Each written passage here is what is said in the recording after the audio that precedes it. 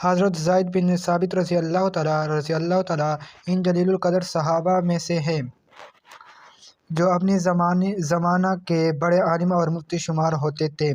جب رحمت بے قرار شاہ رسولہ نبی آخر الزمان حضرت محمد مصطفیٰ صلی اللہ علیہ وآلہ وسلم ہجرت کر کے مکہ مدینہ طیبہ تشریف لائے تو اس وقت یہ کم عمر بچے تھے، 10-11 برس کے لگ بھگ، اور رسول اللہ صلی اللہ علیہ وآلہ وسلم کی ہجرت فرما کر آنے سے 5 برس قبل یتیم ہو چکے تھے۔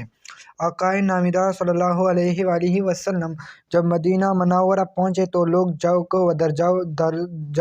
جاؤک اپنے آقا کی زیارت کے لیے آ رہے تھے، اور کچھ نئے لوگ دامن اسلام کی ٹھنڈی چھاؤں میں قرار لینا چاہتے تھے۔ لوگ خود بھی آ رہے تھے اور اپنے بچوں کو بھی ساتھ لا رہے تھے۔ حضرت زید کہتے ہیں، مجھے بھی آپ صلی اللہ علیہ وآلہ وسلم کے سامنے پیش کیا گیا اور ساتھ ہی یہ بھی بتایا گیا،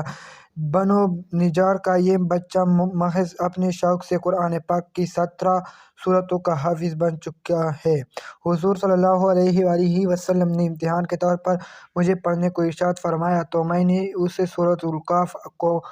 آپ کو پڑھ کر سنائی۔ رسول رحمت صلی اللہ علیہ وآلہ وسلم نے میرا پڑھنا پسند کیا اور تحسین فرمائی۔ سبحان اللہ، کیسے عالی شان یہ استاد تھے اور کتنی خوش قسمت یہ تلمیذ و شاگرد۔ اللہ کریم اپنے پیارے حبیب حضرت محمد مصطفیٰ صلی اللہ علیہ وآلہ وسلم کی محبت و اطاعت اس جہان میں عطا فرمائے